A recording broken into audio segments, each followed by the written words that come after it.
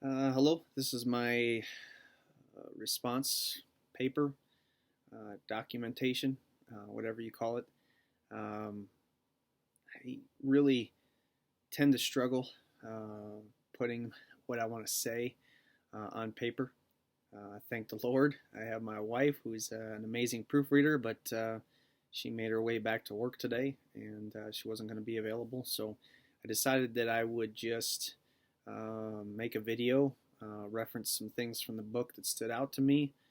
I preface this by saying that I'm not a good reader, a fast reader, or someone that desires to read. It's probably one of the things that uh, I wish I could change, and realistically, I probably could.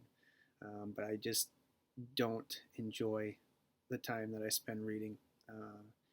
So, needless to say, the first chapter of Pedagogy of the Oppressed was incredibly difficult. It's taking a break after every page, just trying to take the words, the verbiage, and translate it into something that I could interpret.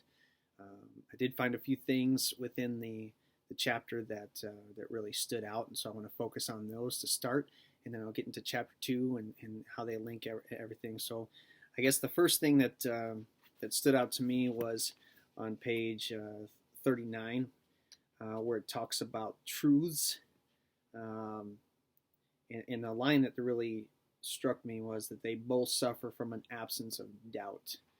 Um, Kind of a crazy thought that we all do kind of live our own truths. Talked about that in Ishmael, and you feel very powerful about what it is that you think your truth is, and it must be just human nature to look at things and say, well, this is the way that I see them. I feel like I'm educated, so I must be right. When in fact it's holding you back.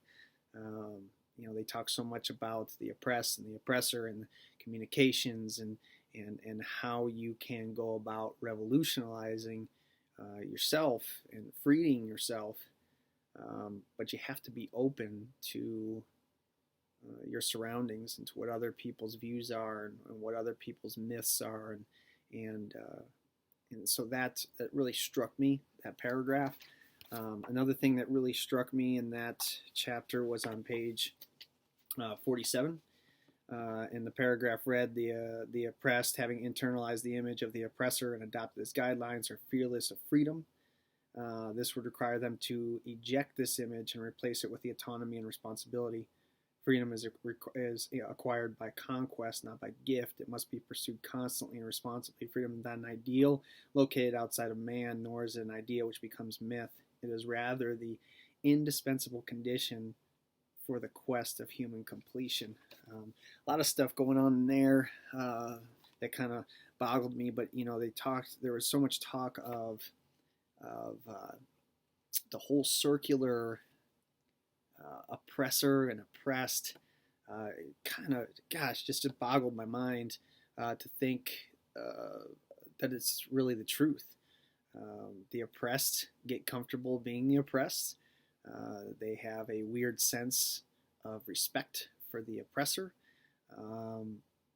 but not in the sense that they would want to be the oppressor, because then they would be oppressing people. It's kind of a crazy thing. So you want that freedom, but you don't know how to acquire it. And if you did acquire it, would you really be happy with it? And would you really be willing to do what it actually takes to reject everything that potentially you currently stand for to gain said freedom? It's kind of a crazy thing there as well. I think about that a lot in terms of where I'm currently at. I've been a teacher for 16, going on 17 years. And the first 10 years, I feel like I was the oppressed. I feel like I did what I was supposed to do.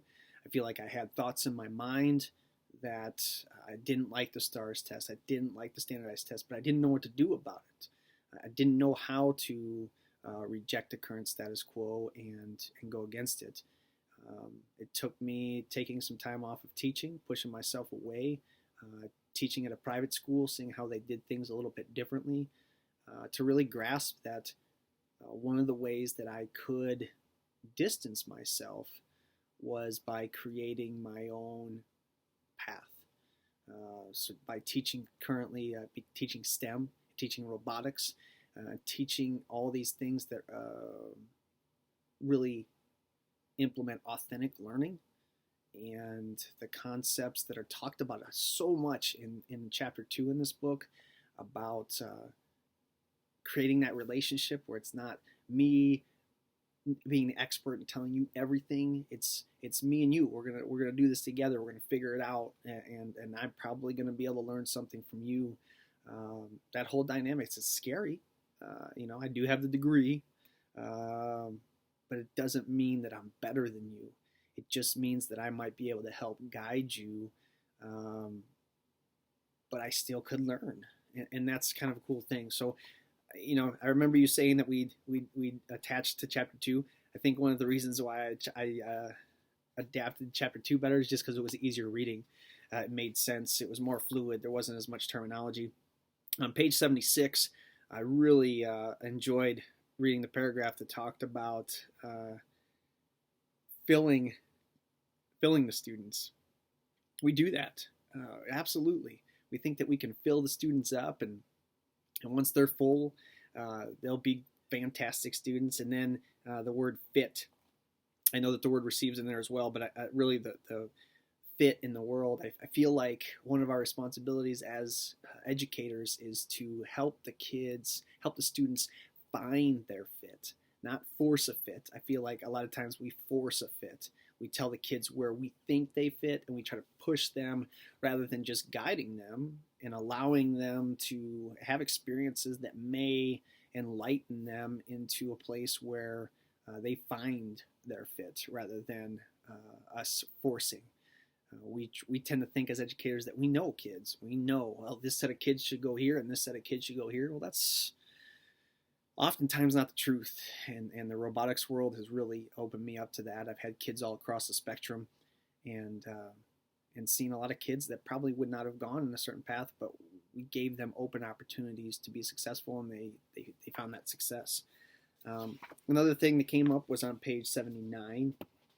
There was a paragraph that talked about problem-posing education, and I was just absolutely loving from there on the rest of the chapter. That, in essence, is what I am doing. I create problems on purpose and allow the kids to sprout. There are a lot of students that don't like that. In this technological society right now, the kids think if the answer is not right in front of them that they don't want to try, so that's a struggle that I'm continuing to work with. But I want to just put them in real life type of scenarios and give them problems and see what they come up with. A lot of times kids find out that they can do things that they never even imagined. Again, on page 84, talked about problem-posing education, becoming, the process of becoming kind of as unfinished. I thought that was powerful, talking about being unfinished and just that verbiage. I believe that we are constantly in a state of being unfinished. I mean, here I am at 41 years old, trying to finish up a master's degree that I just didn't have time for when I was younger, and I'm learning things that I didn't think that I could. And then really, even on the last page of the chapter, page 86, that question of why. And I should have known this, but this class has already really taught me a little bit more about myself. I found myself as a math teacher always asking the kids, and I felt like it was crazy that I should have to ask the kids, but I would ask the kids, don't you want to know why? Like, I'm about to tell you something, I'm about to teach you something, and I'd have to stop the class and say, someone raise your hand. And they'd raise their hand, I'd say, ask me why this works. Ask me why they do this. Ask me why it's important. Well, we've oftentimes become a society, even in students that come in and just take what they're supposed to take, learn what they're supposed to learn, and don't question why. Well, I want to explain the why. And I think there are a lot of educators out there that don't, but I definitely do. And so jumping from math into robotics and robotics into STEM, and now I teach all sorts of different things, laser systems, CNC control systems, mechatronics. We're constantly trying to explore the why. Why do we do this?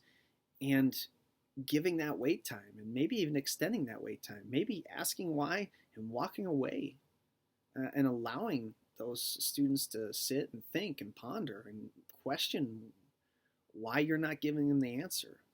I think that's one of the most powerful things that you can do as an educator. But I do think that there are a lot of educators out there that feel that if that they should be that powerful presence, and they should be the ones that are relegating the knowledge and giving that out, when in fact the kids need to be empowered and told that they can do the things that they most people are telling them that they can't do. I've tended to have a lot of success with students because of that, and I carry that into my coaching. I'm very open with my coaching. I'm a very experienced-based coach. We do a lot of deep talks. We do a lot of deep conversations. We get to know each other. It's not just about a performance. Just like in school, it's not just about a test. Like, I want to create amazing human beings that are going to be successful in the world and are going to contribute something. And that hopefully that something is the something that they were meant to contribute. So I love talking to people. I love listening to people's experiences and jumping through hoops and figuring stuff out. And that is personally why I chose this class. I found the title of the class intriguing. I found it to be something that might challenge me. And the reading is challenging. I'm going to jump into the other book in the morning, but that's okay. I think it's okay. I do differ in a lot of opinions from people, but ultimately my goals are to create passionate people that want to do great things in the world and be open and honest.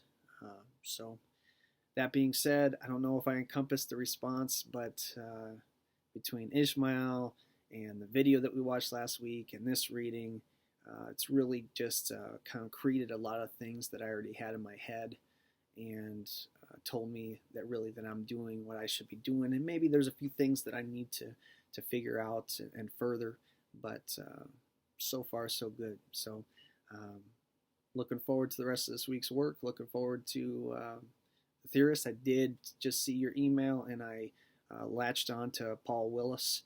I like I've never read the book, but How Working Class Kids Get Working Class Jobs. I think that's in essence, a lot of what I'm trying to do is get kids in the trades, get kids in the workforce, and make people that are successful. So I can't wait to see your feedback and see what you have to say, but I feel like this is a much better way for me to carry on my thoughts rather than trying to write it, because it would be a mess and it would take forever. So thanks.